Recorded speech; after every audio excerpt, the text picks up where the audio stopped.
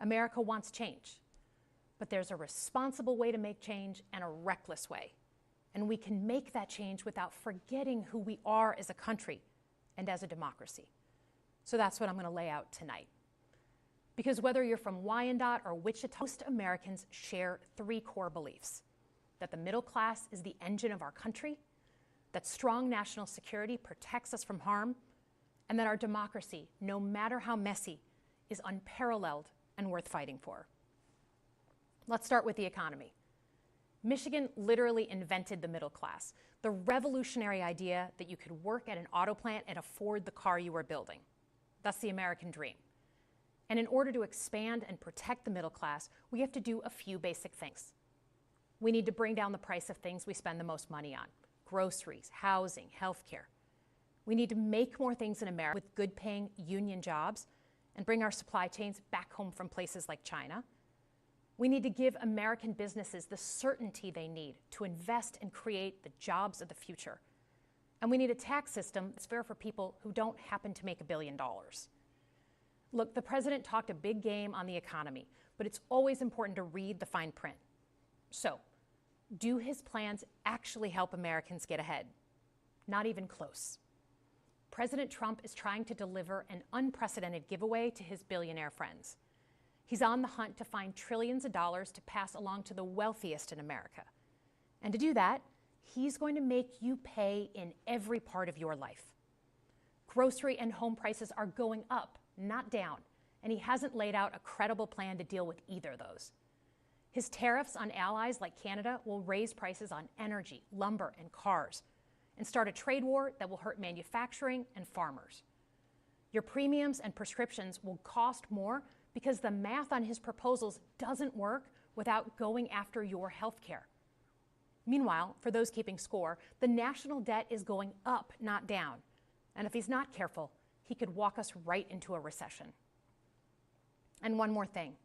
In order to pay for his plan, he could very well come after your retirement, the Social Security, Medicare, and VA benefits you worked your whole life to earn.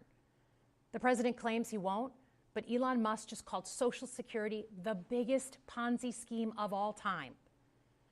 While we're on the subject of Musk, is there anyone in America who is comfortable with him and his gang of 20-year-olds using their own computer servers to poke through your tax returns, your health information, your bank accounts? No oversight, no protections against cyber attack, no guardrails on what they do with your private data. We need a more efficient government. You want to cut waste? I'll help you do it. But change doesn't need to be chaotic or make us less safe. The mindless firing of people who work to protect our nuclear weapons, keep our planes from crashing, and conduct the research that finds the cure for cancer, only to rehire them 2 days later? No CEO in America could do that without being summarily fired. Okay, so we've talked about economic security. How about national security? Let's start with the border. As someone who spent my whole career protecting our homeland, every country deserves to know who and what is coming across its border. Period. Democrats and Republicans should all be for that. But securing the border without actually fixing our broken immigration system is dealing with the symptom and not the disease. America is a nation of immigrants. We need a functional system keyed to the needs of our economy that allows vetted people to come and work here legally. So I look forward to the president's plan on that. Because here's the thing. Today's world is deeply interconnected. Migration, cyber threats, AI, environmental destruction, terrorism. One nation cannot face these issues alone. We need friends in all corners, and our safety depends on it. President Trump loves to say peace through strength. That's actually a line he stole from Ronald Reagan. But let me tell you, after the spectacle that just took place in the Oval Office last week, Reagan must be rolling in his grave. We all want an end to the war in Ukraine, but Reagan understood that true strength required America to combine our military and economic might with moral clarity. And that scene in the Oval Office wasn't just a bad episode of reality TV. It summed up Trump's whole approach to the world. He believes in cozying up to dictators like Vladimir Putin and kicking our friends like the Canaans in the teeth.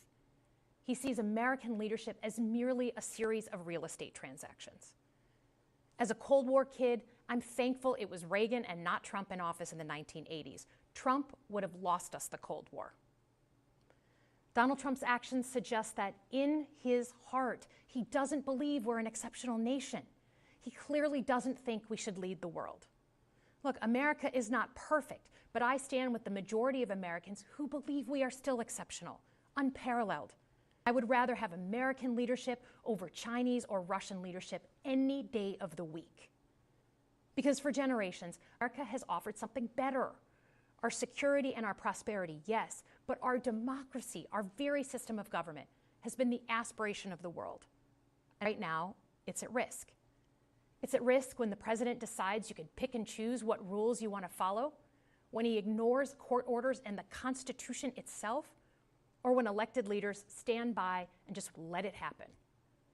But it's also at risk when the president pits Americans against each other, when he demonizes those who are different and tells certain people they shouldn't be included. Because America is not just a patch of land between two oceans.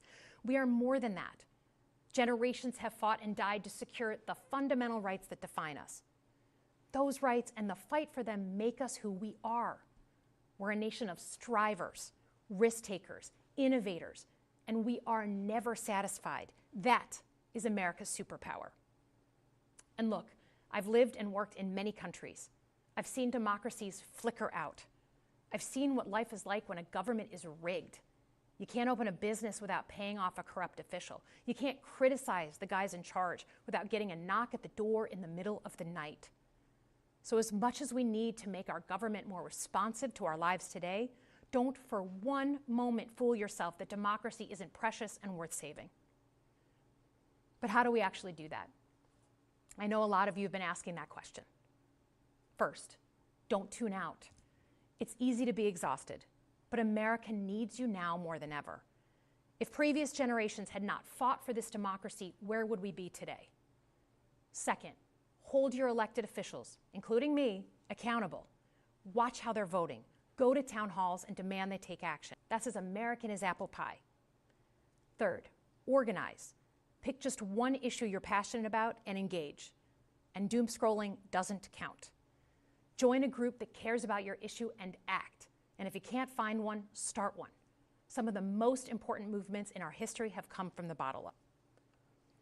In closing, we all know that our country is going through something right now. We're not sure what the next day is going to hold, let alone the next decade. But this isn't the first time we've experienced significant and tumultuous change as a country. I'm a student of history, and we've gone through periods of political instability before. And ultimately, we've chosen to keep changing this country for the better. But every single time, we've only gotten through those moments because of two things: engaged citizens and principled leaders. Engaged citizens who do a little bit more than they're used to doing to fight for the things that they care about, and principled leaders who are ready to receive the ball and do something about it. So thank you tonight for caring about your country. Just by watching, you qualify as engaged citizens. And I promise that I and my fellow Democrats will do everything in our power to be the principled leaders that you deserve. Good night, everyone.